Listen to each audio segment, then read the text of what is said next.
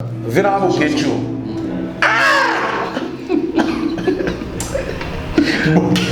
Ouais, bon. Même la classe de récréation est là. Les gens sont allés à l'émission Théopé Info. Le 13 février. Mais on est là au temps, on est internet, tu peux pas travailler en ligne. Ok. Donc, au moins, voilà. L'effort, on a doublé. Ils ont péché. Mais tant que ça, l'effort, bah, Joti au gars. Faut d'ailleurs. Et là, merci fois deux. Il y a un moment où on risque. Il faut encourager. Risque. Tous encourager. Mais vieillement, on fois ça la tension. Tous consoler vieux, mais total avec danger pour évoluer la vie. Ce qui est déni. Est-ce que vous avez des combattants? Ngaki tant na bandi ko lobaki na obeta yura tant na zongi na poto. Oui. Ezali ke kufia obeta na yu arena. Bosaninga banalise. Ah.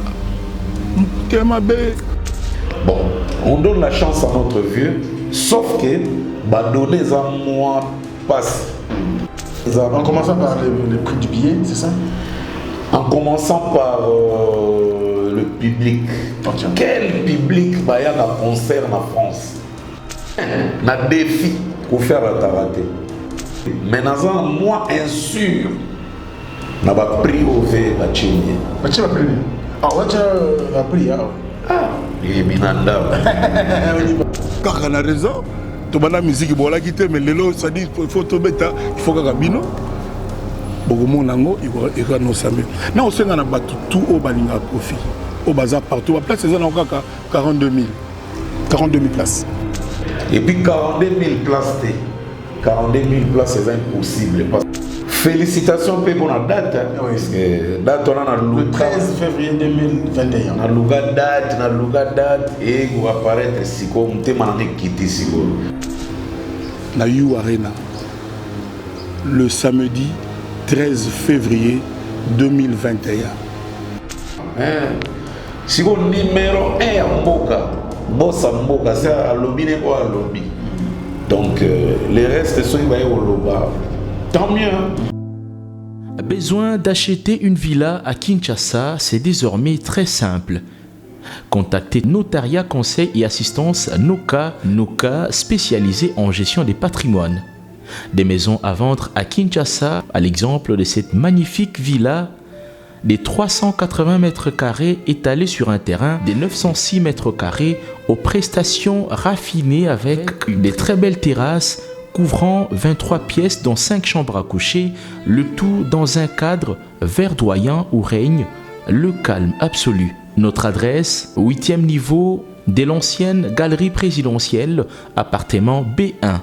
Téléphone, plus 243 91 042 68 18 ou nous écrire sur WhatsApp 0032 48 68 12 626.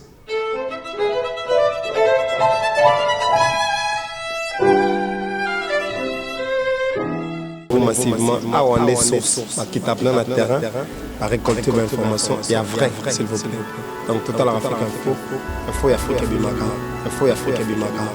Bana Guine, Bana Dar es Salaam, Bana Poto, Bana Mokil Mobimba, Cité Moko, Afrique Info avec Franck Semaï, Kiandankala, Twende. X-Bass, Maranura.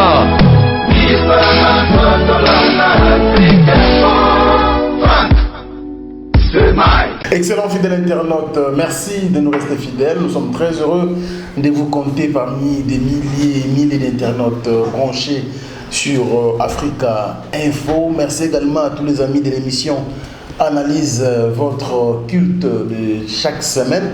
Nous sommes bien sûr au rendez-vous, moi et votre analyste incontestable et incontesté, vous le connaissez très bien, il s'agit bien donc de l'artiste, musicien et comédien Boutalika, qui est déjà avec nous. Boutalika, bonjour.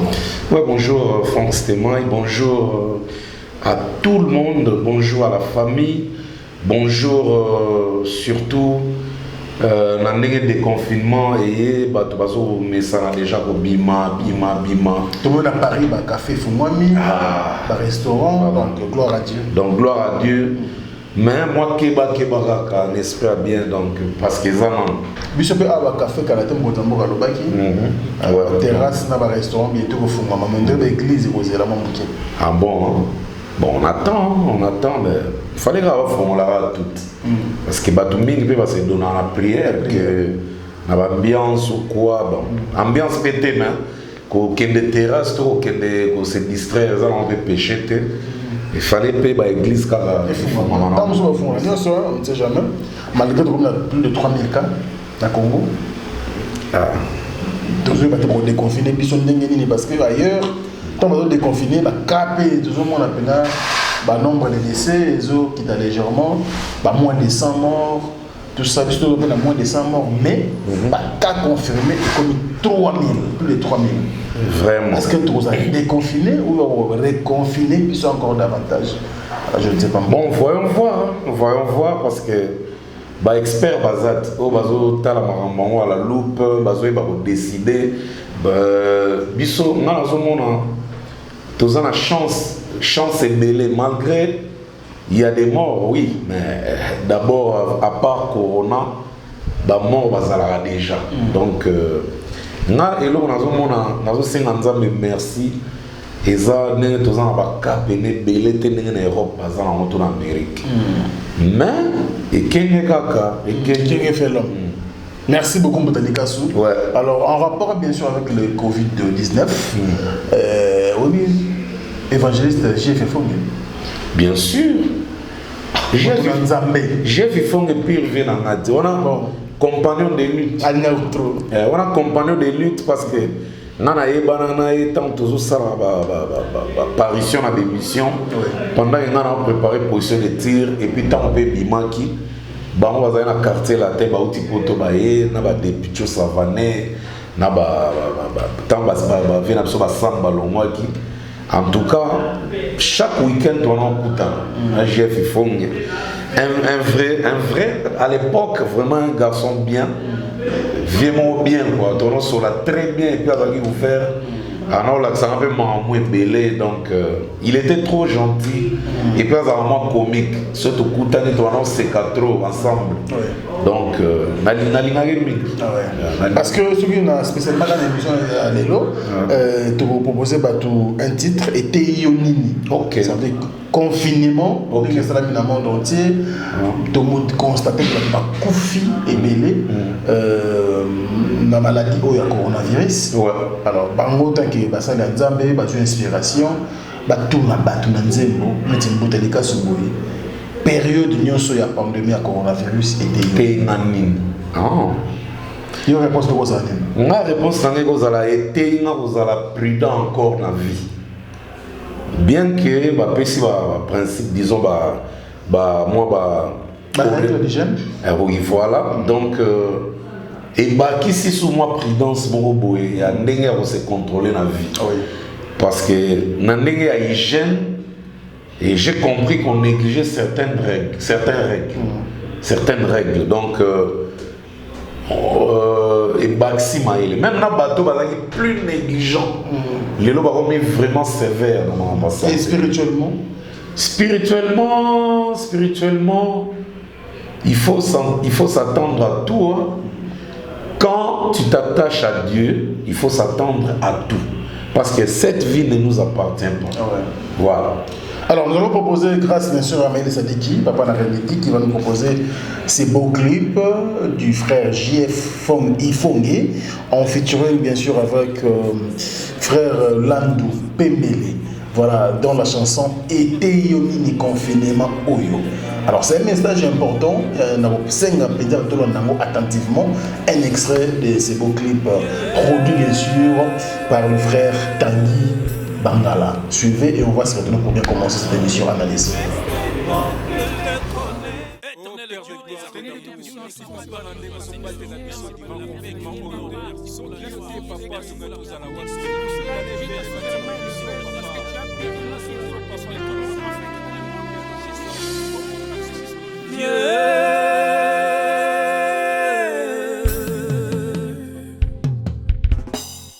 Restez tant de le connaître.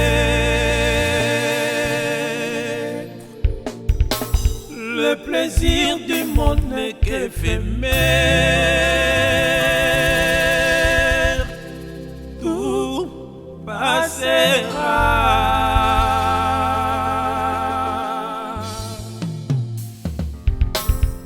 Eteyo nini,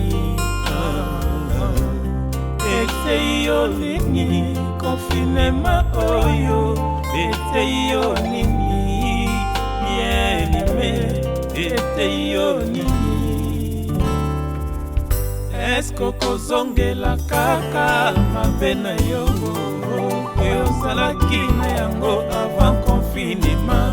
Plusieurs jours enfermé dans ta maison. Est-ce qu'on suit moi tango ya kobongisa relation na yo na Nzambe? Eteyo nini, eteyo nini, confinement oyo. Eteyo nini, bien aimé. Eteyo nini, okotaki mosumoki obimi kaka mosumoki. Evenema oyo ebeti mokili elobeli yo eloko te. Ebele ya bato bakofi ndeko epesi yo mayele te. Toza biso nyonso baleki nzela kasi lukela molimo na yo. Esika epai ya Nzambe mokonzi ye. Yeba Nzambe ntango oza nanu na bomoi. Kolinga te liwa ekuta yo mopagano nsima ekokoma trop tard.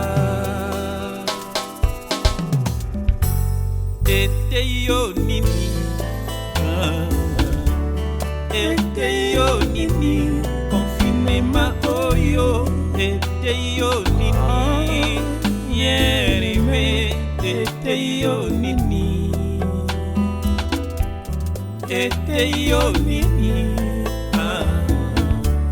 eteyo nini, confinement oyo. Eteyo nini, yerime. Eteyo nini. Ezali na bato oyo bakotaki confinement na masumu. Ah ndeko, obimi kaka lolengo koteleki. Jésus-Christ revient bientôt. Quelle grâce! Yahweh,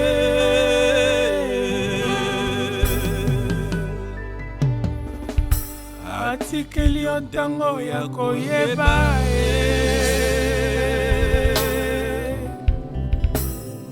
kisengwa mokili eza mobebe.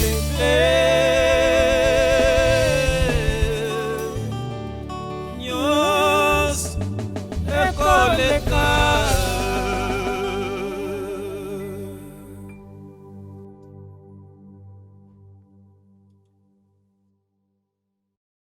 Merci beaucoup Maël Zadig pour ces beaux clips. Nous disons comme ça merci au frère Tanguy Bangala pour la production de cette belle chanson. C'est important que le Banzambe pour intervenir dans la bien. Merci également à l'évangéliste JF Ifongé, un homme qui prie vraiment sérieusement l'Éternel. Merci pour bien sûr cette belle chanson. Et puis insister, nous sommes à côté KT. Donc partout comme mon frère Ali Miaizali, on peut télécharger na yo, tu na Ndagu, tu na YouTube na yo, na biso en Afrique il faut tout chango. Tout le monde a droit à zo. Bon ba na ça na Nzambe na nzembo ba te kakate. Très bel exemple. 1 million de vues, habillé taniete. Très bel exemple. Donc message, surtout un message texte On a CP normalement c'est texte et en tout cas il y a accroché et donc ça vraiment il y a moins attention mine donc texte est bien et puis limpide quoi. J'ai envie de dire amen. Amen. Merci beaucoup à vous. Alors nous continuons cette émission bien sûr. Quelle grâce. Quelle grâce. Alors, Claude spécial, la frère JF Ifongé, l'homme de Dieu, qui nous bénit tous les jours avec ses précieuses prières. Nous sommes donc très contents avec vous. Moutalikas, à l'accoutumée, de Bessala Rosta, la moins récapitulation. Voilà. Et émission précédente. Ah bon, Mato il passe c'est quand on a Olivier le bagarre. Olivier Chimana. Bah, dis-moi 12 à jalousie à Nakati. Ba propos Olivier Zombimisa ngai na yo tozoyoka et comme ya benga ngana ofinga na éviter la savon na éviter mon kilango photo vivre comment donc na éviter ngana lobaki nini na sali nini commentaire nini ngana che na makambo na bango moko bazoloba bato lobby en tout cas tout ça clair plus tout la clair analyse dans les cas où bato lobby fallait pas tomber dans Olivier Chimanga. Pourquoi Azamiama parce que au moment ba mes entendre les la musique tout ça il y a un moment ba propos à Olivier Chimanga qui donne comme l'estime ba fanatique. D'abord faut s'attendre de leur mot tant biso to benga ba analyse to benga ba to pona concurrencer mututé et non plus encore pona ko ya ko luka ba problème na ba artiste jamais. Biso to benga Olivier Chimanga parce que tous na makambo na biso to bana tuna na biso mi balé et sengangi ke Olivier akota. C'était plus à propos ya makambo ya neto lobake poto eza cimetière ya ba musicien to ya ba artiste. C'était la vraie raison auto kotsaki en analyse après sa point de vue nae. Mais étant que humain, artiste, il est libre dans ce monde. Na éviter liberté à mutu et bandelo a besungeli wapi. Tant à côté ba propos na biso to yoki donc c'est normal et c'est pas le seul qui a parlé de ça. Dans tous les réseaux sociaux on a parlé de ça donc na mon a péché mon wana terre. Na ebi pété ba to bazo bi blessé na motema pourquoi. Soki boyebi ke boza ba meilleur tout ça bien, mais soyez posé, soyez tranquille, soyez posé. Palpite nini. Et puis Moutalikas, à quoi il y a ça dans la vie à Bino. Franchement, ça fait. On zappe. Tout continue, papa. Merci beaucoup, Moutalikas. Alors, nous allons prendre le sujet d'aujourd'hui, comme d'habitude. On a vu le Kofi Olomide. Ah, bien sûr. Kouloutou. Mon père, en tout cas, je vous salue. Et puis, bravo. Félicitations pour la date. Parce que date, on a le 13 février 2021. On a date. Et on va apparaître si on te m'a quitté si bah il faut pas comprendre ce souci dans les années. Si Natala qui a. Les Moussou Moutalikasu a dit émission te peut ça info. Si le 13 février. Mais ouais de la hôtel là non internet tu pour bateau là on va travailler en ligne. OK. Donc au moins on peut. Voilà. Si on numéro 1 à Mboka, boss à Mboka c'est à lobby ou à lobby. Donc les restes sont ils va au loba. Tant mieux. Numéro 1 à lobby où il y a mon analyse. Déjà ceux qui peuvent faire l'analyse et moi tous les grands et la musique en Mboka balanda. Donc merci, félicitations pour la date. Et maintenant on a le sentiment de là vraiment je souligne. On va essayer de dire ce qu'on doit dire, ce qui est vrai et clair. Donc tout ça on doit analyser. Déjà on a confié l'idée à rater. Na ba défi parce qu'ils ont un humain ils ont un pardon s'il vous plaît et un sala à rata étant que humain mais na défi qu'on fait rater dans un moins sûr qui a raté mais dans un moins insur na ba prix au v ba chimie ba prix ah ouais prix et Minanda. On y va pour les cas. Non, mais déjà, on a pris, ils ont moins élevé. Hein. Ok. Tu vois, on a plus de détails parce qu'on a on a plus de temps. Il y a le paramètre, il y a concert. Et puis on aura tout le temps de sensibiliser le grand public. Il y a diaspora. Fièrement. Tous en temps et bien là on sensibiliser. On a besoin événement et ça la plein parce que ils sont congolais. Et puis première fois congolais aux en salle. Ils ont eu arena sous-souté. Et comment la défense arena. You on a perdu la drone. Paris la défense arena. Ouais. Paris la défense arena. Donc you va perdre la drone donc ils ont eu arena. Donc voilà quoi. Donc et puis 42 000 places. 42 000 places c'est impossible parce qu'il faut pas configurer ça selon les Congolais les mon pas préféré parce que bon couper ça podium et ça mon Congo quelque part répéter la batte automatiquement configuration et ça la maga et puis ça va nombre mon ya bateau faut pas quota donc mais c'est du costaud hein ils ont sécurité hein. Oh, on a tout le bar, on a dit Bouba Sala guichet fermé. Bouba Sala guichet fermé.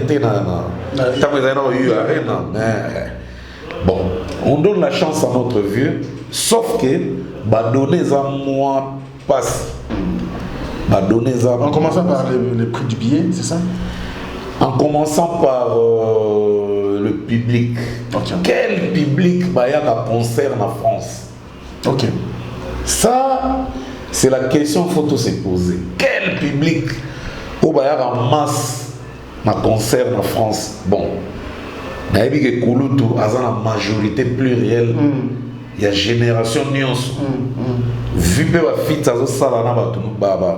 jeune artiste nuance je tiens vraiment il y a quoi encourager Kouloutou. Album est bien rapide. Parce que ce album est bimi rapide. On a eu en novembre. Oui. Mais pour nous, en novembre, nous approchons à l'événement. Fallait ça la mois un peu. Moi, à septembre, ça la mois bien. Tu vas digérer l'album sérieusement. Et puis ça va bien. Et ça va bien. Donc, et puis, et là, on a ils ont moi genre.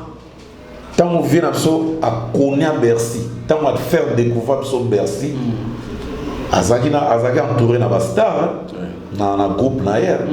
Est-ce que les temps mon quartier la Tébéta Olympia tous les artistes vont entouré viennent se confier bazaki ba star banana nseka passe kose ti na bato bureau aussi ba Sipo Jazz ba Zingeti le Rakabak tous étaient connus ba danseuse donc Kofi était la superstar entouré de stars. Et tant que Samba qui, tant que Soleil Baye, Lola Moana, Fali, Gibson, on peut Sala qui comment qui star na laps de temps. Parce que Mukili Banego, Bazaki na moins de difficulté, il y a un départ à ça. Donc on voit éthique érosion. Si autant que jeune Baye, automatiquement vidéo mo ba sala ke ndara poto blague à part et sala nzela na et là qui est présenté par musicien ba komaka ba star à travers vidéo et tant attentat et obima et confirmer ba talent wana ba na Congo donc pendant que ba zo vol ba ke de Bercy poto mo bimbe ba déjà musicien moko na ya mo tant vers autant na ba Congo ba Uganda. Donc, elle m'a dit que c'est important, la musique n'a pas besoin de est-ce qu'il y a un autre déjà Siko? Siko, c'est mieux. Il faut des lives, il faut que les musiciens il faut pas ça parce que à l'époque, quand on a 30 ans, les musiciens sont grands combattants au Sarana. Grands combattants. Vous sentez que la fureur de vaincre dans la zone. Vous sentez que dans sa vidéo, on a posé la même caméra. Vous sentez que y a une mission détermination au Sarana. Et là, on a ça compte. Et puis, diaspora na biso. Mais ça n'a aucun événement sur les événements. Ça c'est vrai. Ceux qui ont été battus, oui, bah oui. parce que Kofi c'est de génération en génération. Et puis Azanaba Pakebo ya ba classique. Banda ba so, banda ba mère supérieure, banda ba mère supérieure, viva merci. C'est les vieux. So tiba ba nzembo yemba kala wana nyonso zuba okena ba génération ngobila diva bangunda ba ebele wana tout ba Enrique elle moi zuba babula okeba chacho di sorcier oyena ba étage à suba tout ça tilelo viazana ba pakebo ya ba chef d'œuvre. Alors ba te belé ba na mon bon avis un sentiment ya waouh. Et il y a plus de temps on a accompagné dans le bateau, on a excité, on a foutu un bon, on peut baxer un plus. Parce que, on a ça c'est déjà 40% ou 50% déjà. Les restes à 50%, bah éviter, artiste il faut pas gagner ça peut bateau. Et puis le temps où via Bercy, avant qu'on ait abîmé le colo quitte. Chorégraphie déjà là ba fali ba sala na ba GF fonge na ba depuis tu savane et gagner sa salle et puis ça là intro ya moulai kolega ba intro ya ba spectacle mingi beta ba Komoro c'est benone umela et puis ko umela ona na CNN na Océan pe à son donc ba gagner ça Bercy comme il faut et puis ba zaki ba star ba yi bena au CNN ba yi bena au Lola oh maintenant Eric Tuti na ko to pona na meilleure danse ya Bercy a fait dans son power tant ba présenter ba musicien na et déjà que fallait bobina kusa e bobina GF fong ya ba bobina depuis tu bobina tout ça Gibson a bobina mais na c'est là danse Eric Tuti ah bon a forçate ba oga kede nango Bao, akanga nega biso. Na ete so na Lola, so azalaka wapi. Non, il peut ça bien. Et puis Lola, nega bina bana kiwanze da selon ye. Na sepela bena mo. Donc, tu vois vraiment que Moutram doit apporter un plus. Même ba danseuse ba apporter. Ba zina bazalaki sauter, ba Rosette, ba nani. Ba tant ba monisko ba o asika, curiosité pour ba Kofi. Il y a des danseuses qui ont fait donc tu vas zéla pe ba danseuse et là on a contribué à donc pour nous via la défense arena sans star entouré ramama na risque alors nous avons déjà ici annoncé à des particularités moko je crois dans la émission alors les particularités ça déjà moko numéro 1 à génération Oyo tout a été dévoilé c'est Fali et puis deuxièmement ils allaient envoyer malade Didi Stone. Non, envoyer parce que Didi Stone a participé à l'événement. Bien sûr. Parce que waouh déjà mais pour nous il fallait pas le banc. OK. Nenga lobby en assistant mon pépé. Ah. Il fallait. Non, on a soif non, il fallait pas. Il fallait pas le banc. Il fallait pas tout débat moi. Didi Stone a yemba. Tabanga ba monaï. Fallait azala parmi ba waouh, il y a événement. Mais ça m'a bêté. Didi Stone a des superstar parce que azala très suivi. Donc ba pe ba na soif n'est vers dévoiler ba be au monde. Mais il fallait qu'il pas bon malin. Fallait bon ba événement. Fallait bon ba événement, c'est très important. Alors et puis ba tube. Banda to yeba vina so quadre. Tia beta ba Olympia na ba Bercy. Via Zala Mkonza la tube, Tika la tube. Mais pour l'instant, via la tube. Ils ont déjà défense Mabé. Et la légende de Bima. Et la défense Paris, la défense Arena. Nzungwa. Mona Kiango, Ndekona Biso Mokatindele Ngango.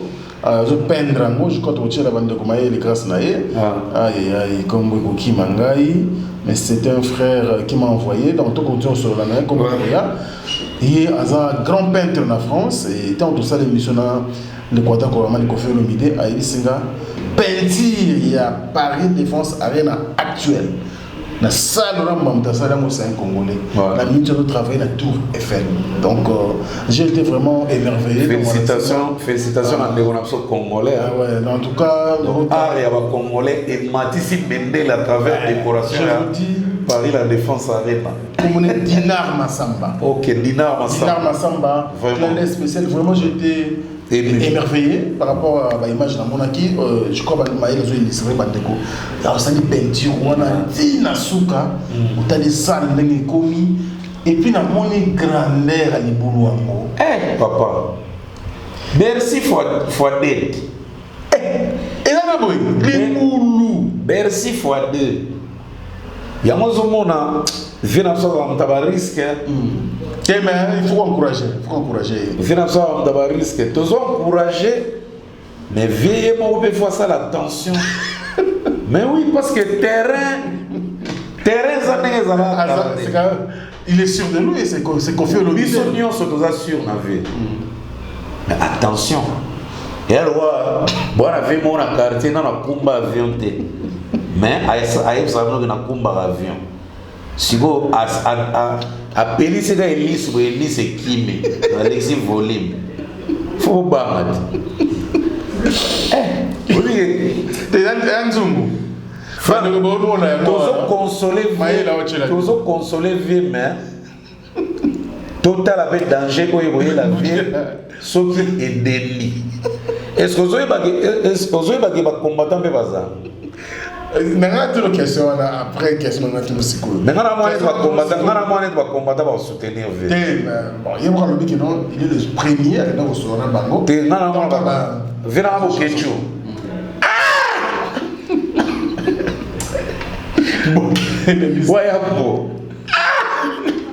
même la classe de récréation est là au groupe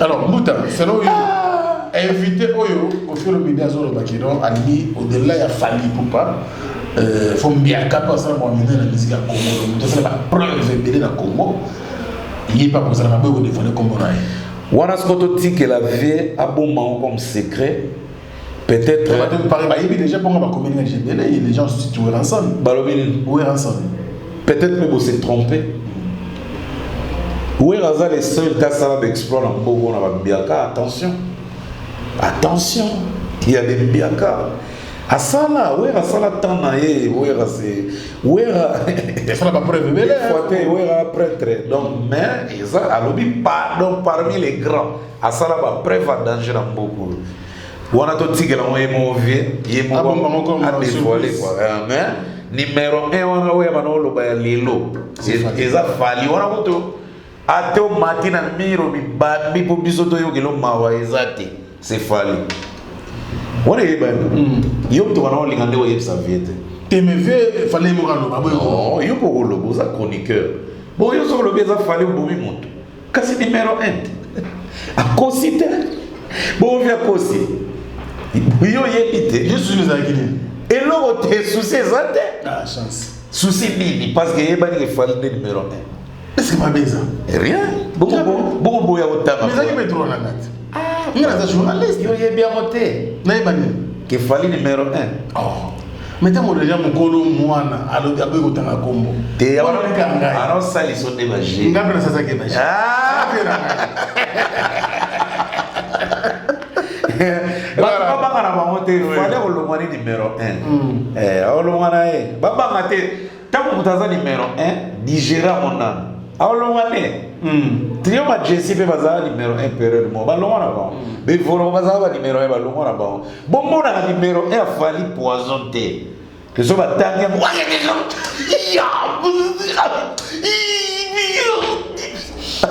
papa kasi leka e kagat mais c'est simple mais mbuta que lo musolo ba iswaka kina lobi neti nini na lobi ya faux oyo ko vexer moto de ceux qui ont un chic moto a 81% le deuxième a 63% moto na même les sommes kasi leka e kagat et ça simple est-ce que collègue moto va vexer moto toko ya réunion na ba ministère ba sila est-ce que ba vexer la moto Bayaka bango moko ngana benga bango te omona nga yo opesi mutu bozo solo la o tourner pour aider ba remplacer na banc oh bino mo erreur mi ko sala ikuna et ba benga mutu de eza na mo péché te mutu nyonso aza na temps na so lingi numéro 1 yaka wana ba pekisi effort kata lelo neti nga mutu alikaso na bibisi par exemple planto na bani bena makelele clip na nga moko ebimi mpena par exemple wangila 210 millions de vues. Deuxième clip ebimi boye motuka 40 millions nabimisa susu boye 63 millions nasala kaka je boye bafollowers 2 millions na Instagram 2 millions na YouTube 2 millions na page na Facebook donc 5 millions na beta na showbiz boy plein $100 wana mutalika suka pese la mbote na wa après wana batara boy Bercy bachelinga wana mutalika yoga frame na ya wana boy bakombata okobekate na ya jour wana boy plein kasi après ya mo bino nyonso bovanda wa numéro 1 na mito eza mbuta fali numéro 2 est-ce que fallait ko mikende ko na sima pala bi bien bigi te ngana sale effort na doubler eza péché de mais tant on sale effort yebo ba joti o kaka faut danane et puis fallait faux esprit au niveau ya wana course ndenga démarrer Harley Davidson ouah oyo motikali eza na mopeshe te motikali nga leka na ye kofia kotanga na ye keno numéro 1 balo oyo eza intel bapekisi moto aleka te ye moko petaka baki numéro 1 seka yebi ke bo fale ayebi yango te kaka numéro 1 bo asalaka vantar pam yo kasi yali na olobelango te tika yo eza au moins ndenga na donzo comprendre comment butu yo kaza lo ba mo pa tout évolue yo kaza sira mo butu mutalega mo butu za de période voilà merci beaucoup nous continuons je crois que ma fanatique il a fallu pour pas soutenir vient na bango Koffi Olomide le quadra kora mais que ba ware au 13 février 2021 donc ba Kelly Charleston mutu fadi grand frère na ngaza wana mboka ya kozala kutona mbango na yebi na ngaza leki Fiston Kolokei Zapatero akomata déjà mboka pour que ça la bien pour soutenir parce que aujourd'hui c'est dévoilé c'est connu de tous qu'il fallait sera l'invité de son papa artistique Koffi Olomide le 13 février 2021 na Paris la Défense. En tout cas, nous souhaitons que du bonheur pour Koffi Olomide. Ceux qui puissent penser en nous serons là pour couvrir. Il y a un nzamba lingate, ceux qui puissent balai de décider de osal. Ok, pour tout le monde là, on passe. Tout le monde là, on passe. Voilà, merci beaucoup. Et plein succès et bonne chance à Koffi Olomide. Mais avant le ballon, bonne chance na vie, il faut vivre si quoi à partir à Sikoyo. À lâcher sous basket. Ma fiche c'est Bimi. Pas de problème. Ceux qui fiche Bimi, est-ce que ça va fiche légale? Il y a Bangomo, il y a Salouana. Il y a Bango, il y a producteur. Pendant que producteur Sébastien Farran. Sébastien Farran, si je me rappelle bien, Azala producteur à Johnny Hallyday, il a manager à Johnny Hallyday. Donc vers tomber dans ma boue, va bien. Donc là vraiment on le souhaite plein succès et puis je crois qu'ils allons réussir. Donc je crois photo yango. Ouais. Donc les appels officiels. Bon. Paris La Défense Arena. Ok. Donc voilà. Ok, c'est bien donc. Mesdames et messieurs, nous évoluons bien sûr avec l'émission. Analyse bien sûr avec. Non, ils affichent bien. Oui, merci l'équipe de travail avec Koffi Olomide. Alors tout le monde est à la liste, moi je rapidement. Il y a Afrique subsaharienne. Billboard. C'est liste pour 15 Africains subsahariens. Donc Africains noirs. C'est ça justement. Pour la CA donc bandana la zone Afrique noire tina c'est 15 meilleurs au bazotala na YouTube quoi. Alors des Congolais sur la liste. Félicitations. Fallait Inos. Fallait 4e Inos, 6e. Félicitations. Biso souci na biso Congo est raté la compétition, tout le temps représenté. Bientôt, tout le monde a Gaz Mawete, Innos va représenter, puis on a BT. Ok. Donc, BT Award. BT Award. Donc, félicitations à eux. Et tout le monde a un événement, nous sommes ça, on les va représenter. Ouais. Très bien. Nous pensons bien sûr à tous les amis qui nous suivent, bien sûr, avec beaucoup de plaisir. Surtout artistes. C'est-à-dire que nous avons battu tout. Donc, ceux qui ont besoin d'informations autour de la BISO, nous sommes là pour parler de ça. Alors, Motalika, c'est une information ou encore message d'encouragement de départ et par rapport à Fuji, non Fuji, de Wenge BCBG d'ailleurs. Nous profitons de l'occasion pour souhaiter joyeux anniversaire à JB Pierre, Papa Chéri. Oh, Papa Chéri. Qui fait son anniversaire aujourd'hui. Joyeux anniversaire, Papa Chéri. Grand prêtre. L'homme qui a sucré la banane. 250 champagne lélo. Il y avait un check. On a la qui montre 40 000 €, mais on a un petit check. Montre-moi. Ce soir, mais là, on me cogne dans mon corps. Merci. Alors, Fuji, on sent qu'il est devenu actif ces derniers temps dans les réseaux sociaux. Mon il est dessus. Du coup, dans ces cas-là, il y a félicitations Fuji. Et les résultats sont bons. Oui. Très bons. Donc, bazotala grave, bazotala donc Fuji ça va. Et puis à dévoiler on a fallu na balle de match, très belle chanson comme on a dit Itindikiti. Ayembeli Keno Mukena depuis l'ombre le garçon Itindikiti. Voilà. Keno Mukena les garçons Itindikiti quand spécial donc Fuji Ayembeli Nzembo. En tout cas. Et puis à ça il y a acoustique. Voilà. En tout cas, électroacoustique. Dans ces pays donc ils emboîtent les pas, tout le monde a ça là, Mignon Abraham, Nani Gilles Kibens, Mario, Bogis depuis Mikilikuna, tout le monde peut les faire parce que tout le monde a un fanatique. Moututo a une portion de fanatique. Donc tout le monde doit satisfaire ses fans à un moment. Donc on encourage Nono Fuji. En tout cas, ne lâche pas, continue parce que il y a mon dit que BCBG Sigo est honoré. À travers moi, mais il ne fallait pas tout le monde. Il fallait attaquer de tous les côtés. Tout le monde est Fujawa, tout le monde est Moussoussouna, tout le monde a mettre Fikara, revendre d'après Boé. Attaquer na nenga ba solo banda ti lelo à la dévoiler sur solo à bêta et ça la bien. Tous avez besoin de mettre Ficaré parce que c'est un grand c'est congolaise. Na Wenge 4x4 tout terrain à Sali Mingi.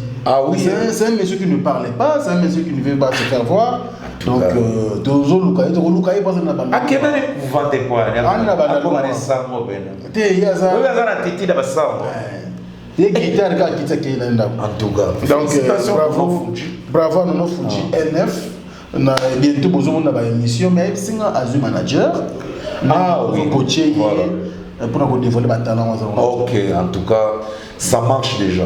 Donc manager on a bon. Donc ça marche déjà. Félicitations à notre frère. Ne lâche pas. Donc continuez. Il y a déjà un bon départ.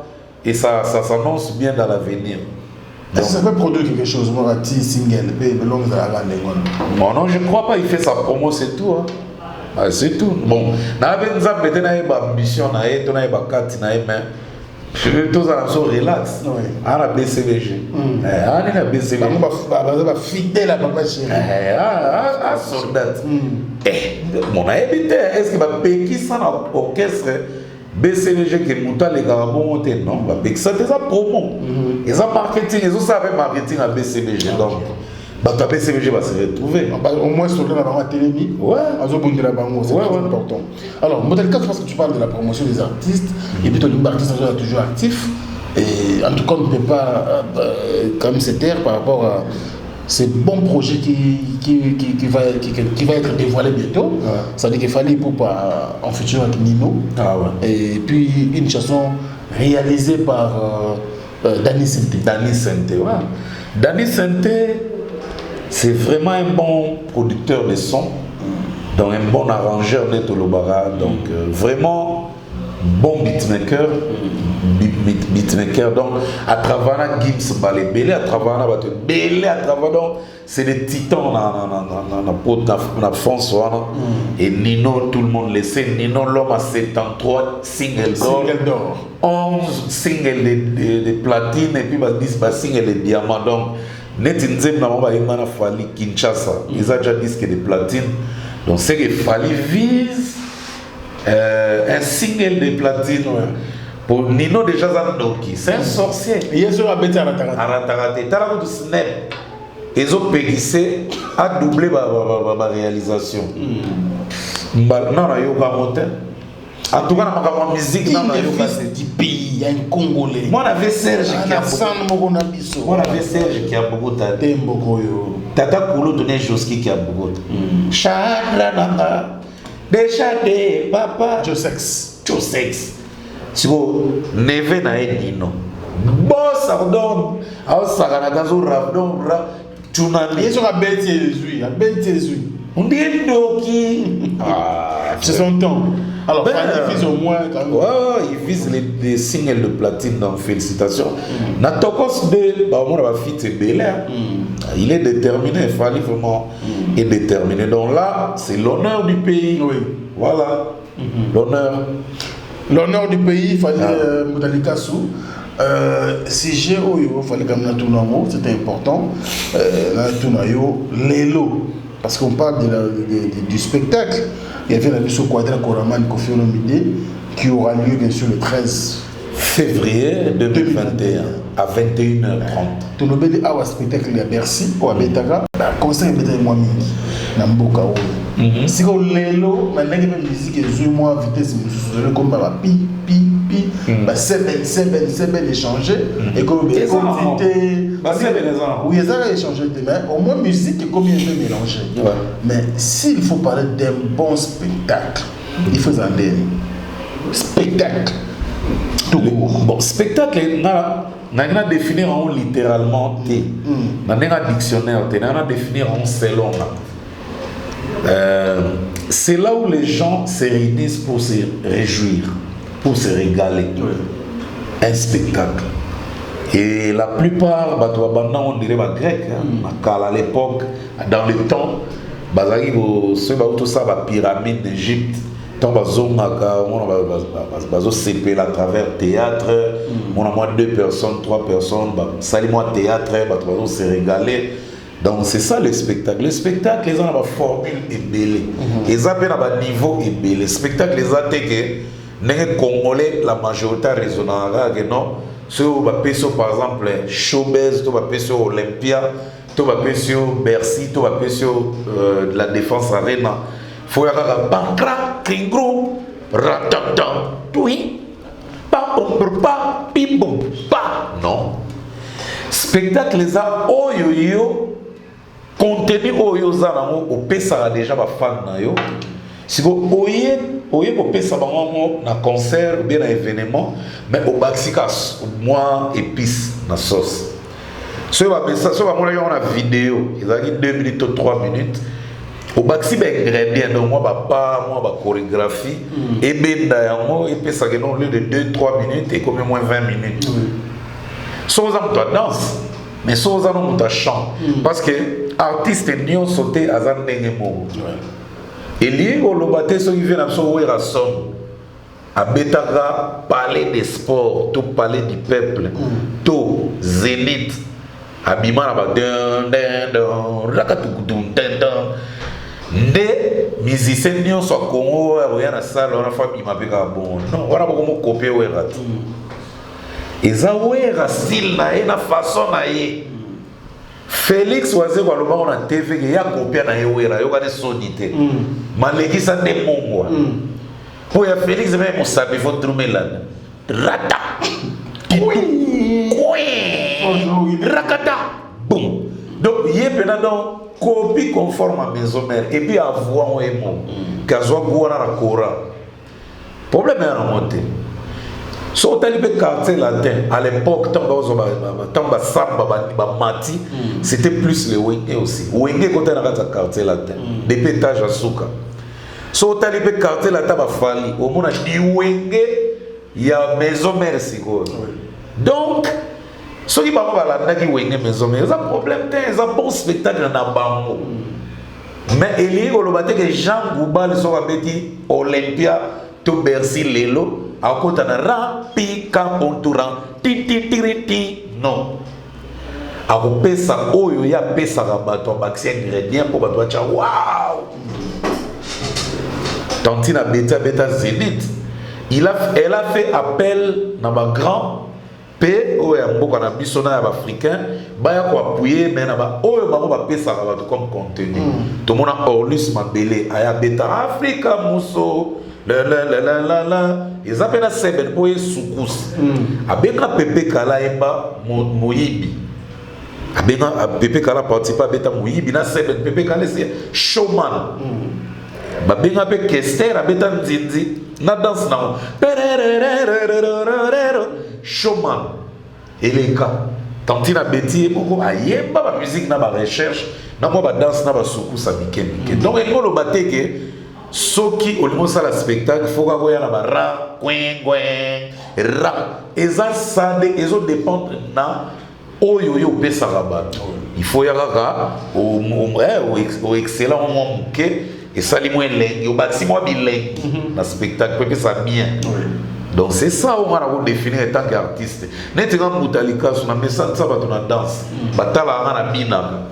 Alors so ina un spectacle moko boye riche en couleur.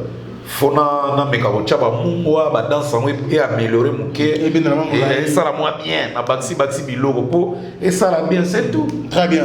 Merci beaucoup mutalika sur alors on a définition c'est non yo. Ouais. Na bi ke ba internautes ba routine la biso pe ya bango. Ouais ba toi ko participer na ya. Oui ba routine la biso selon yi nga moni la spectacle pour Simba.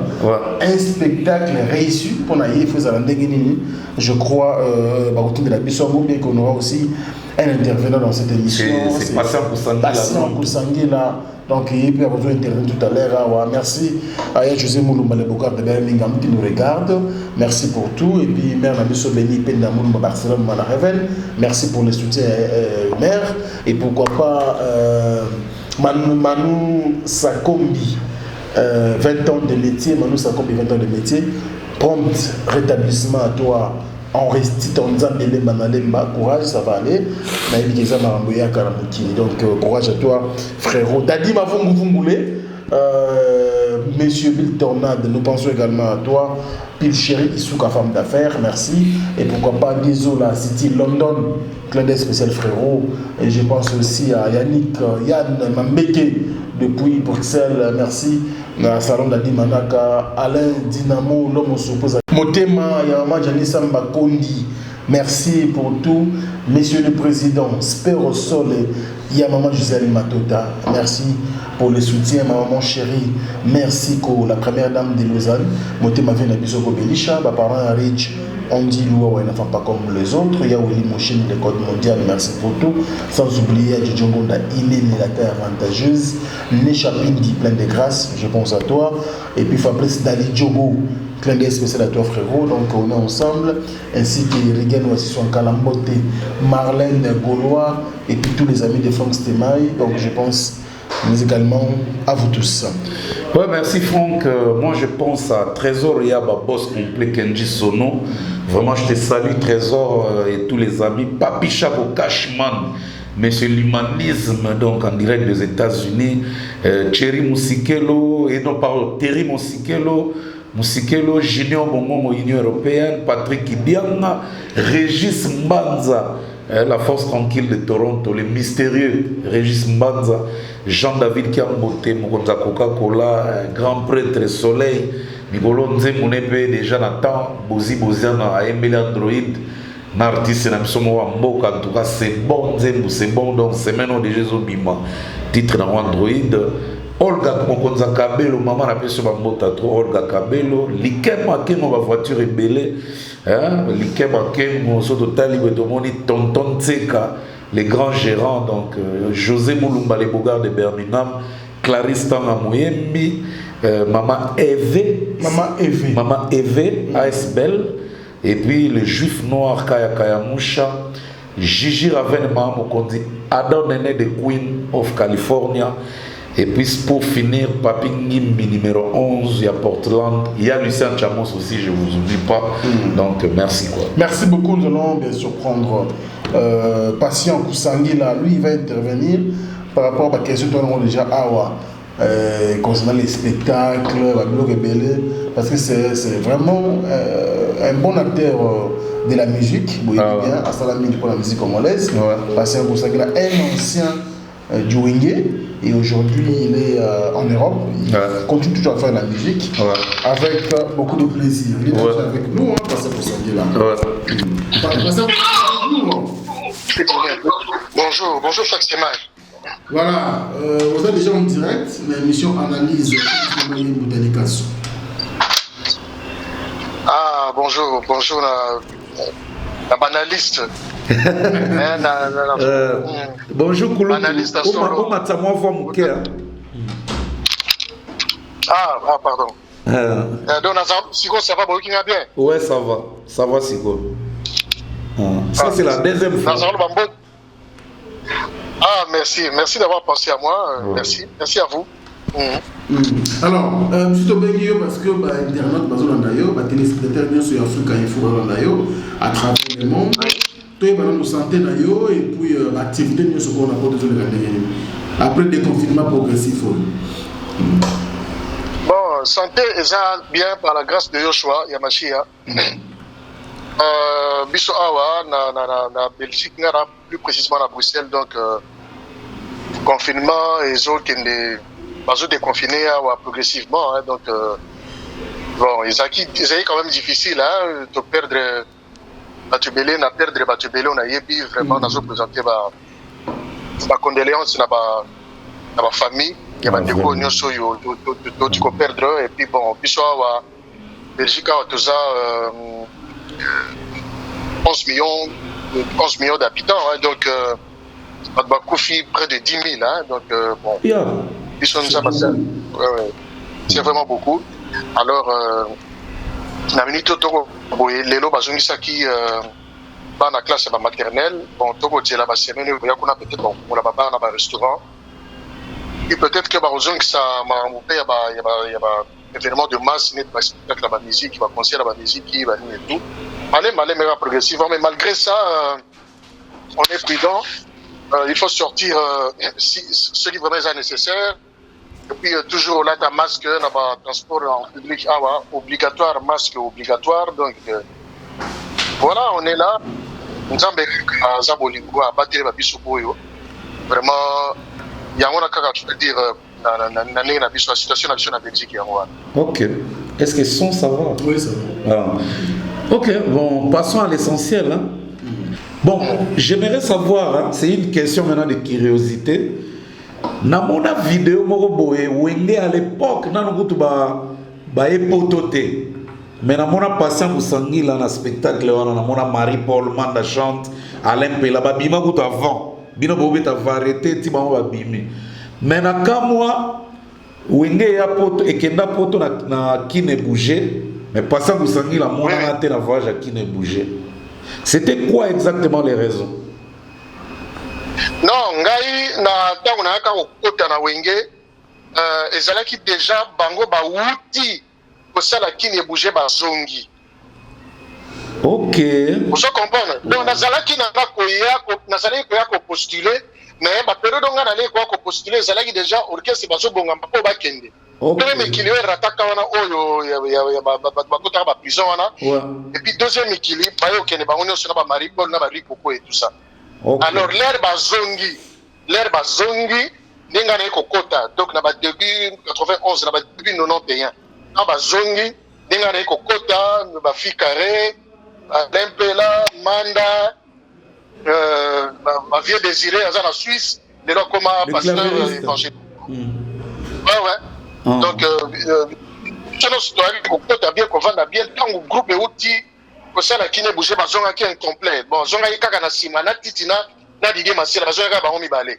OK. Et puis on ko kota na ba Ficaré Alain Pela Manda mais Alain Pela ba kota déjà avant Manda pe ayaki ba ki ko kota biso ko kota kota ki titina kota ki pe poto ayaki nakutaki mpe Didier Masela ye alaye lokola chef et puis vide elaki na nsima wana babandi korecrute na barecrutement wana nde sikoyo naki kokota ere wana nayaka deja na voiture donc nazali koya lokola kasi mwana mvwama te ere famille donc osentir que famille ça va nayaka deja kopostule na car na ngai yango ozali na batendance yango ozali na batendance neti bato bazouk bato bakasave lokola bagateau bives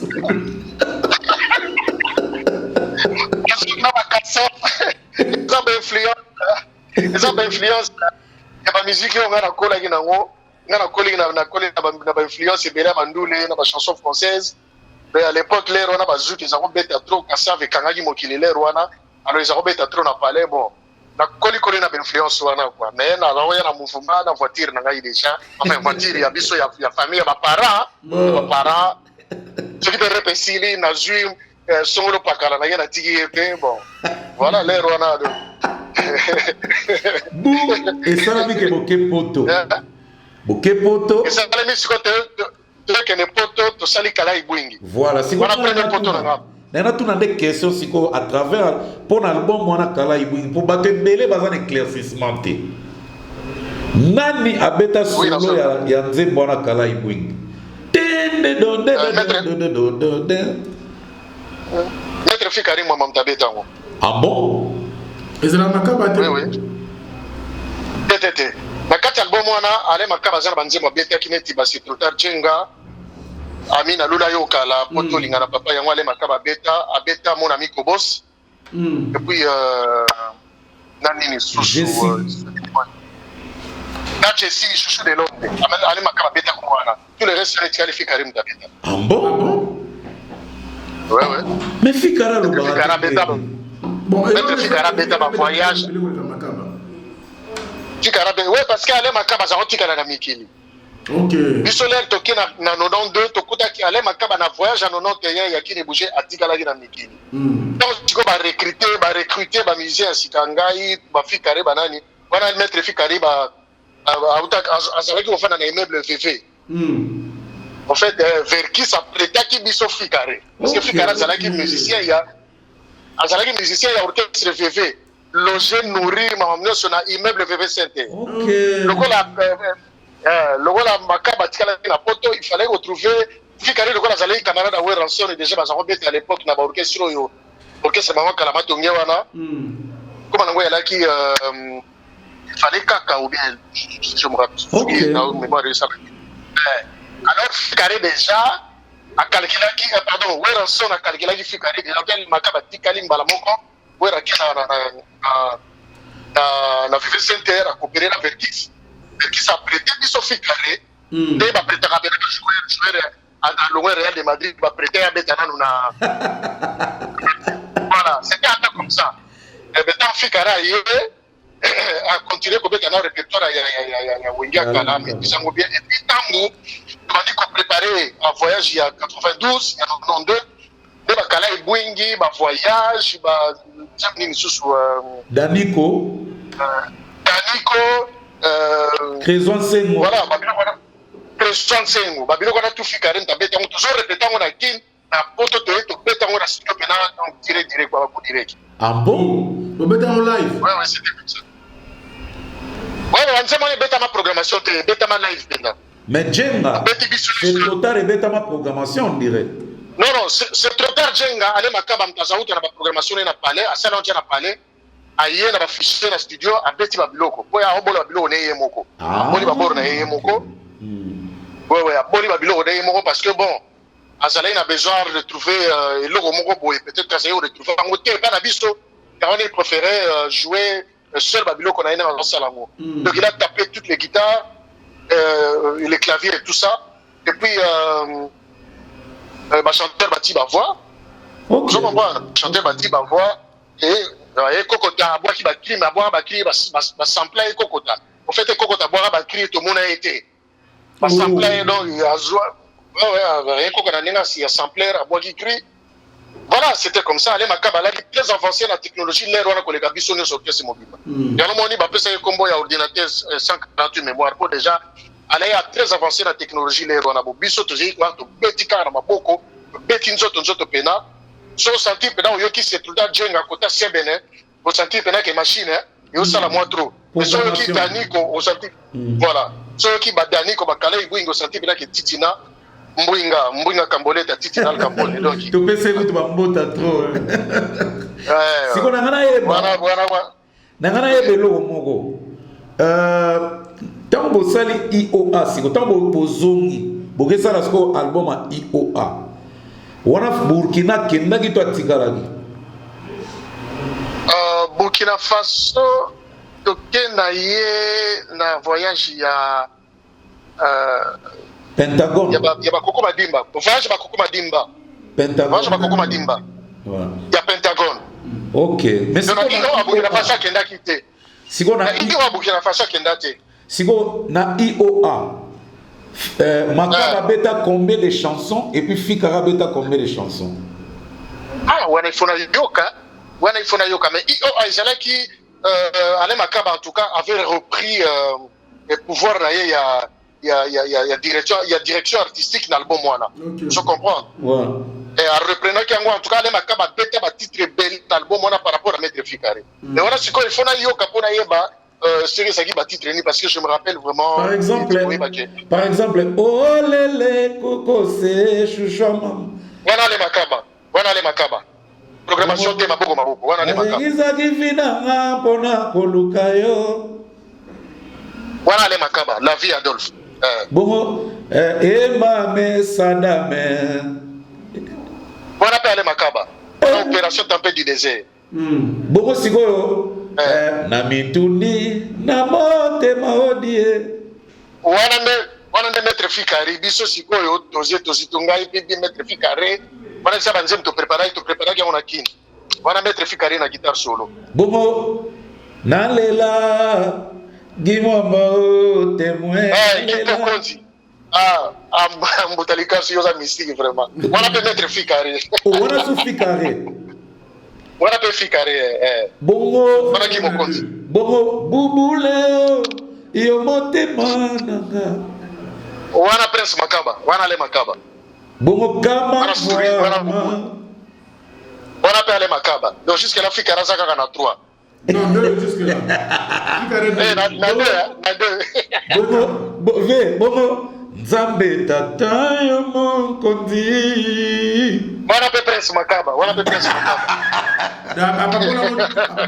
Yemoko apparemment la majorité va titre ouais parce qu'à reprenant qui bokonzi wana ya kide a donc azo qui pena les devant quoi atira qui sous tant témoin dans l'album ya ba voyage denga qui atira qui temps album ya Rolanda wana ya IOA a reprenant qui pena bokonzi wana pouvoir wana qui direction artistique denga sala kana bakine bouger on moni na ba arrangement au sorti là que na niveau pe ba arrangement c'est là qui na pe na ba niveau mo ya likolo makasi quoi parce que ale Makaba côté on a donc des fois donc stokolo bake tant Makaba zo beta ba solo na banzembu tu wana l'accompagnateur c'est passé Kusangila oui quelques titres pour la vérité nyo sauté quelques titres et puis na ba titre mususu pe ko mona ya beti nzembu ngara koti na partie c'est bien ba titre mususu ngara beti partie et pas koti bref on se partageait comme ça même si na album ba Titanic ngana beta mingi ba passe mais na ba guitare ya laki Burkina Faso Savimbi mwana ya Savimbi mwana ya papa na chose mangana inoko azaiko akufa zali no Canada mais Savimbi ya ki na voyage à faire de l'amour rien qu'on y a bien après donc ça n'a rien expliqué que Zalaki Kakabo et la studio boza bino nyonso bon on se partageait moi na tam soir non yo beta koto tikela na séquence na beta boy yo beta boy mais tous les gens ont coordonné par Ale Makaba les Rwanda OK parce que yene mutala qui directeur artistique donc yeso ka lobby boy bino lobby ka amen donc c'était comme ça ah bon Christian Mabanga kota quand Christian Mabanga ngana kuta ye OK ngana kuta Christian Mabanga nakuta Christian Mabanga na wenge akotaki me akenda me anakutaki ye me ngana balingo kende poto liboso na ye parce que nakutaki Christian Mabanga zalaki na yaya na ye Alain Mwepu nakuta bango na wenge me ngana nakendaki na kendani poto liboso na bango parce que ngana na demarkaki parce que moni ba variété Ouais. musique ya mindela va mouvement banda bon. Ouais. Et ça là qui est pratiquement impossible ceux qui wengel nge banda biloko ne betité donc moyen té. Wana Donc on a démarqué à côté wana. Identité. On a démarqué à côté wana. Dans le monde ba voyage na zao tikala te po ceux qui siko orchestre mouvement nge beta. Ba variété wana ba bazalaki na besoin nango. Tout ça là on patient allez. Dans a toujours ma voix. Attends voyage mon côté na tikala. Attends mon côté. L'Afrique, partie Europe. Mais comment il est né c'est devant la photo? Non, wane goya. Pardon, Franck, pardon que malembe. Kulu tu malembe. Oui. Sikoyo, yo Christian Mabanga, a ke poto mbali boso na album nini? L'album il y a Pentagon. Il y a Pentagone, oui. Il y a Pentagone. Quand il y a Pentagone. En tout cas, il faut qu'on réfléchisse au sous. Mais il y a Pentagone, c'est sûr et certain, vous allez parce que tout ça peut voyager à Pentagone aux États-Unis. C'est comme à Pentagone. Il va justement à tourner tout ça aux États-Unis. Et ça m'a pas à la Yuana. Ah, d'accord. Mais si vous avez un album Pentagone, parce que oh, il y a la question, le public n'est pas besoin de confusion. Tant que vous album Pentagone, Maître Fikara beta nzembo nini na nzembo nini, Burkina beta kel banzembo, et puis Makaba beta kel banzembo. Nako banda. Ah bon, yo ko ça ba titre, pe ça ba titre ngana répondre à yo. Par exemple,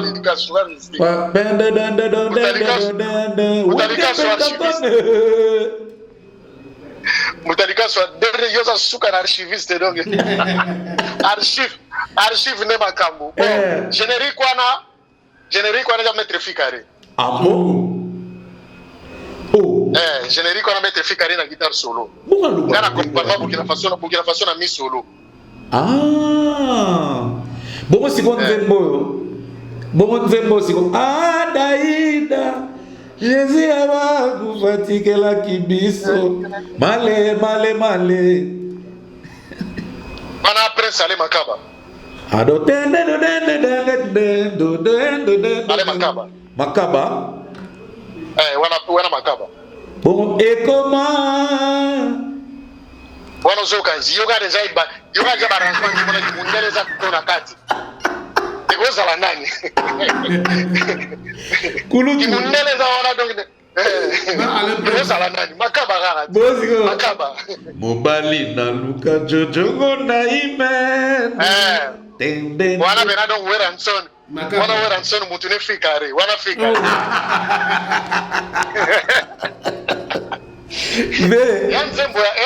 Yanze ma Maître Fikare mais bon. Weranson ndem dale ko traiter mo bena kwa donc. Yama pesa on dirait Bongo siko nzembo na yo moko. Pasa kusangila lutu bembe wele na kata kim. Ah, wana Maître Fikare na guitare solo, mais na arrangement nyoso nga moko. Ah. Na moi ba port mike ya Prince Makaba ya bilo mike mais sinon arrangement na tout na intro na modulation za na quatre na tout nga moko. Ah bon? Mais sauf que wana penze mo na pe oui na ba chanteur pe za la une choix na nga. OK. Wera na imba nzembo na te. Oh, pourquoi? Imba nzembo na Blaise Boula Lempela Emeliana président Mokulu. Ah, il y a un clip na mona ka Blaise Boula za en tête. Wera sona yemba te abwa kaka mbeme na bakini. Pourquoi Wera yemba te? Pourquoi Wera yemba te?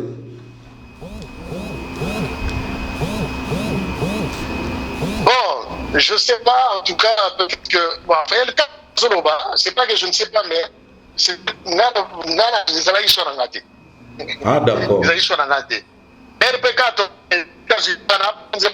na bana au boulot. Quand travaillons peu mingi na Blaise Boula. Bon, après on voit que Blaise Boula na hébergé. Tiki Blaise Boula kumbelango. OK. Bon. Voilà. Nana moni toko si ça va titre non sur Pentagone te vu le temps. Mais bozongi kin beti ba kermesse, beti ba événement tout ça. Allez bozongi poto boke ko beta sikoyo. Oui. Fais de l'amour. Siko fait de l'amour. bato mingi balinga bayeba sembe noana oya tududududu tintum tikidikidikudu o ezali Vigie pirate nani abeta sembe noana. Bon, déjà, on va répondre à la question, mais on a expliqué moi on a fait de l'amour.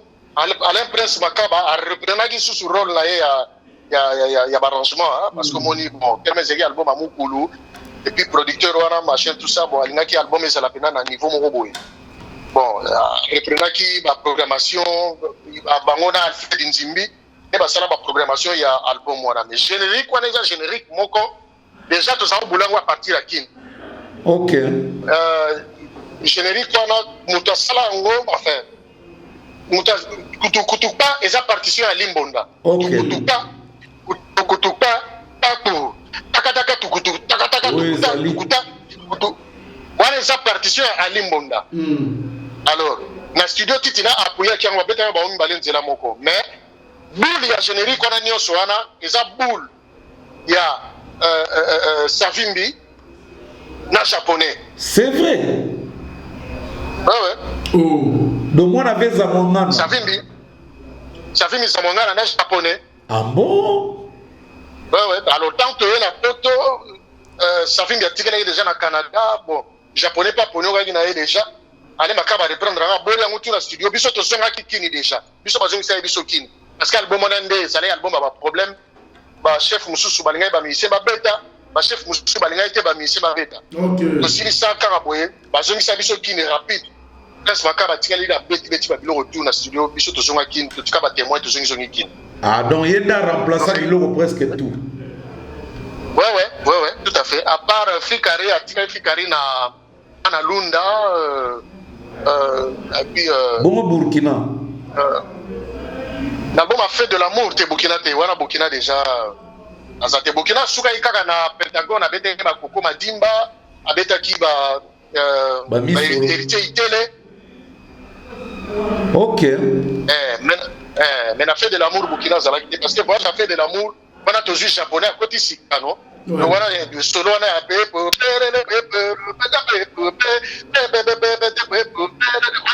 japonais azausala danger dans la samba.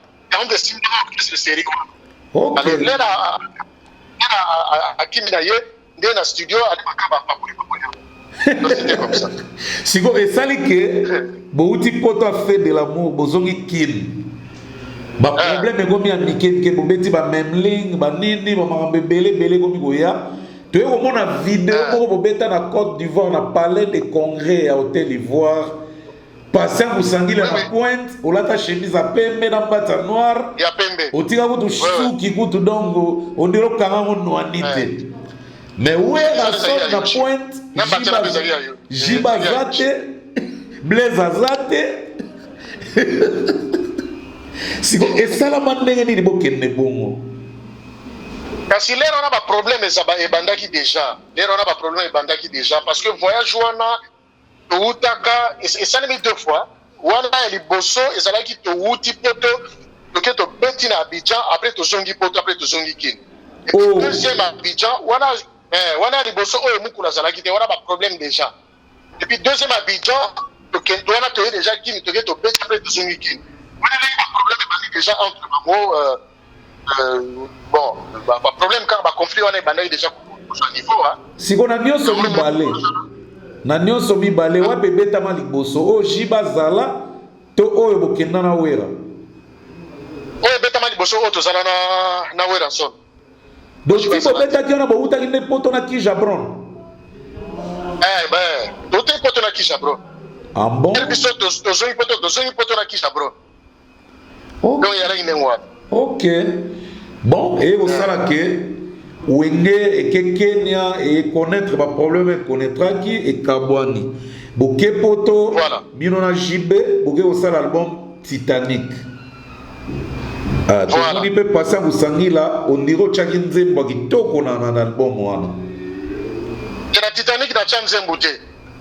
La Titanic na Chamzembuté ngala kati ya Wenge na ba mfula nyoso na sali na Wenge na tikali ko chaka Nzembo mboko de l'an 2000, c'est tout. Ah bon?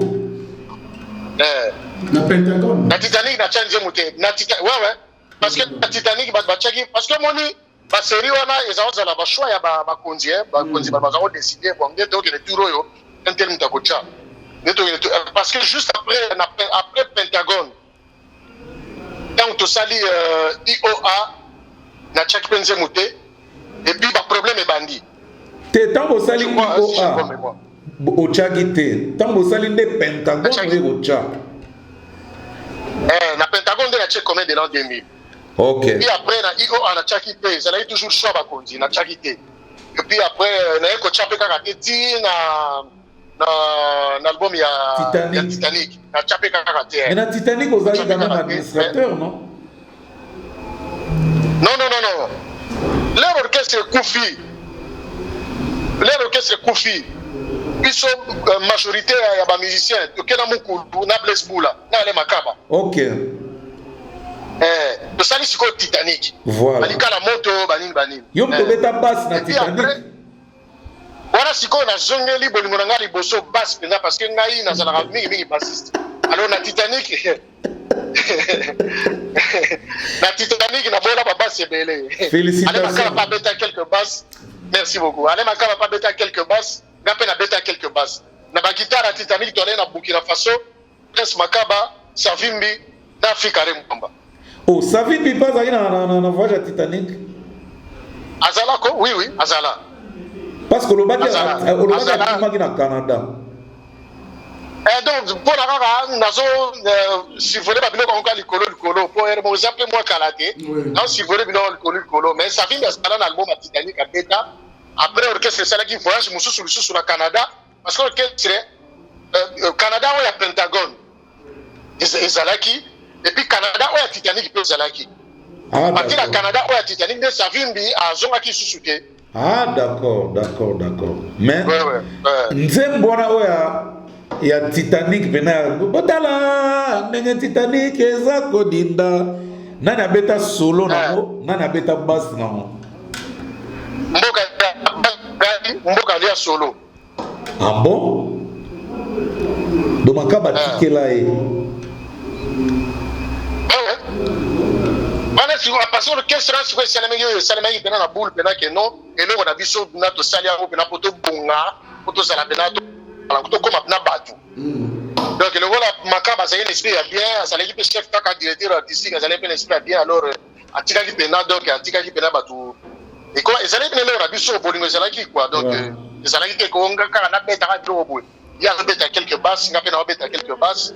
Donc c'était comme ça, il n'y a pas bête quelques guitares, les allez gagner l'élection kaka donc yo zo yo tikela nga na ko beta o nga boy na yo na préféré yo beta boy yo tika boy nga na beta boy donc ils allez ngengo na mais toujours sous la supervision il y a les Makaba là j'insiste. OK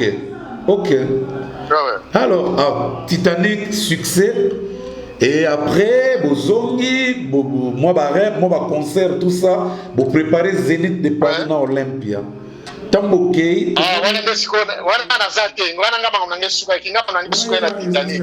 Donc yo tigala na poto na voyage à Titanic. 1997. Tigala ki déjà na ba 1998. Pourquoi décider Mama ora raté. Mama okara. Yo resti mama mbongo. Akama bambongo donc. Mais quasi on te présente à Zénith. Oui, mais c'est un mot de l'ex qu'on a ticali bango parce que qui place ba ko ba Kibes, ba ko ba Rio, ba ko ba les places ko les places na qui ko koma que PCBG de aussi bien. Ah d'accord. Alors, si on Rio, Shaingenge, Cubans. Mais on va me la passer. Ouais. Voilà ce qu'on a dit. Les scolaires, on va outil, on va mettre à Zénith. Et que nous, quand même, pour réintégrer tout ce mouvement, mais la côte qui va structurer ces choses-là, on va changer déjà. Bon, la compagnie c'est tout à fait normal. On a dit qu'on va préparer le bureau. Déjà partir à Guinée, il y a des bêtes à Guinée qui n'est pas là. Alors, na souga kaka la première partie, na bonne ma première partie, na présenté Zénith. Et Nzambe Dieu merci présentation na yango et kanga ti lelo. Ça c'est la meilleure. Ça c'est la meilleure présentation du siècle. Ouais ouais. Voilà. Merci vraiment, merci. Donc ça veut dire que la musique à Congo, à part mécanicien modéro, ça la pas sénère taboulé. À part Vieux Dizima Nzekou, alors ça la pas ya Franco. Je suis le seul musicien congolais à la fois maître à cérémonie et musicien et musicien. Et puis dans la salle musicien à quel au salle il y a niveau ana musicien morodé. Dans la salle Zénith. Salle Zénith.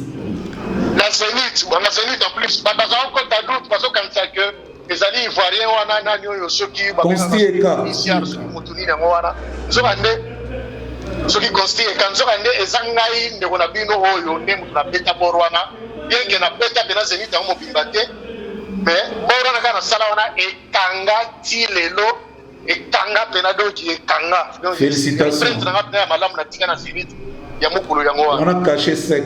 Merci. Merci Passa Busangila. Luntu beme wele na kata kini. Botalika sur les grands oui, alula ka bemve na yo. Archiviste. Oui, alula ka bemve na yo. Lero wana na kwa yemsa ya somo na carte mo bulu. Alors, Passa Busangila de comme la souka. Nayo évidemment. Message moi la fanatique nayo basé à travers le monde. Au ban de la bonne musique et surtout musique à Wenge. Bon, message ezakaka que Tozali awangai na koma mingi à cheval.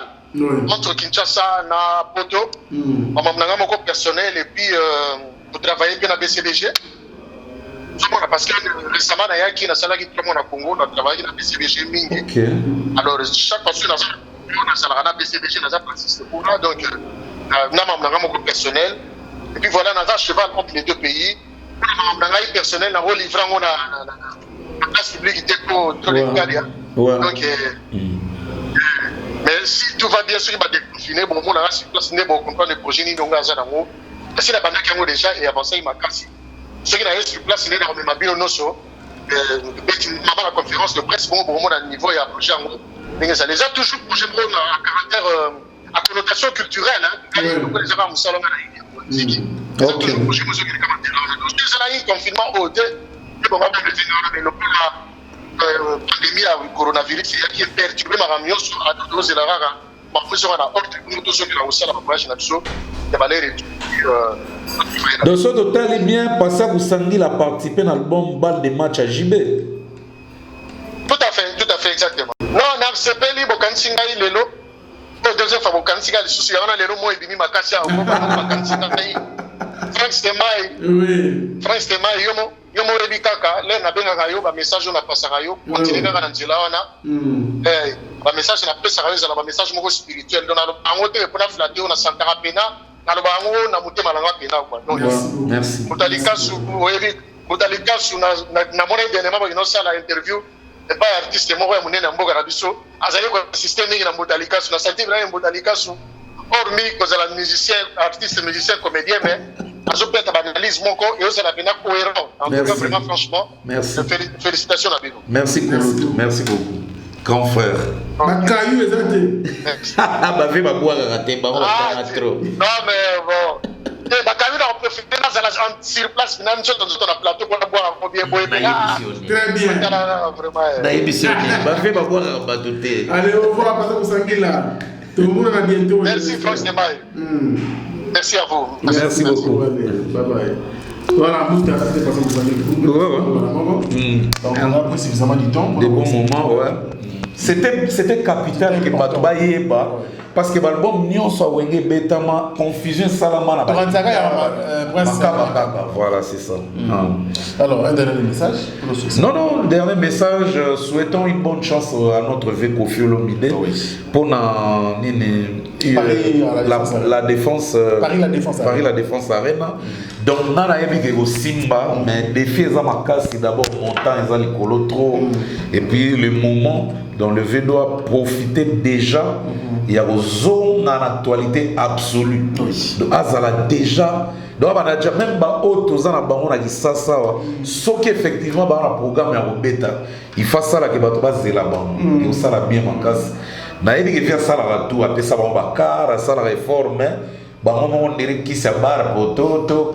Car on va chaque carburant qui va quitter, mais démarrer. Donc, tu évites tes années. Mais c'est le moment, à part Cindy, qui est notre superstar, il y a événement. Il faut quand même payer quelques têtes. Oui, Bagang qui savait votre nation. Fali Poupa sera là, c'est confirmé. Ouais. Fali Poupa, Mobutu, Aigle, Yagozalawana pour accompagner Papa Naye. Merci. Donc ça la biso très bien. Nous attendons l'événement Didi Stone. Sa fille chérie Didi Stone sera également dans la salle pour égayer bien sûr les nombreux fanatiques qui viendront vivre cet événement. Merci Moudoni Kassou. Merci Franck. Merci. Voilà, merci également à vous, très chers fidèles téléspectateurs. Merci parce que vous avez belé surtout pour une émission avec nos analyses pour un moment bien culte. Donc il faut chaque semaine tout yaka, tout sanganaka, tout stololaka boye et ça la biso vraiment bien et surtout merci de votre soutien Nabino. J'insiste que Boye Binito Solola qui 100 000 abonnés pour bientôt. Voilà, il nous reste pratiquement 8 000 abonnés seulement pour toi atteindre 100 000 Nabiso. Donc je vous invite encore davantage, abonnez-vous pour que 100 000 abonnés, il y a des surprises qui sont réservées pour Nabino na Africa Info. Si il y a des concepts dévoilés. Après, atteinte bien sûr, il y a 100 000 abonnés à Bisso et que ça la Bisso vrai bien. Africa Info c'est pour vous, je vous aime comme ça et puis je vous remercie davantage, surtout pour notre soutien, pour notre confiance et puis pour notre fidélité Nabino au bois apportera toujours dans Africa Info. Merci Namaye Lesadi qui va pas la remédier pour la prise de vue et la réalisation de cette émission. Merci également à Moutali Kassou. Merci à tous les amis qui nous ont suivis à travers le monde. Je vous retrouve très prochainement pour un autre numéro. D'ici là, portez-vous bien. Au revoir. Besoin d'acheter une villa à Kinshasa, c'est désormais très simple. Contactez Notariat Conseil et Assistance Noka, spécialisé en gestion des patrimoines. Des maisons à vendre à Kinshasa, à l'exemple de cette magnifique villa des 380 mètres carrés étalée sur un terrain de 906 mètres carrés aux prestations raffinées avec des très belles terrasses couvrant 23 pièces dont 5 chambres à coucher, le tout dans un cadre verdoyant où règne le calme absolu. Notre adresse, 8e niveau de l'ancienne galerie présidentielle, appartement B1. Téléphone plus 243 91 042 68 18 ou nous écrire sur WhatsApp 0032 48 68 12 626.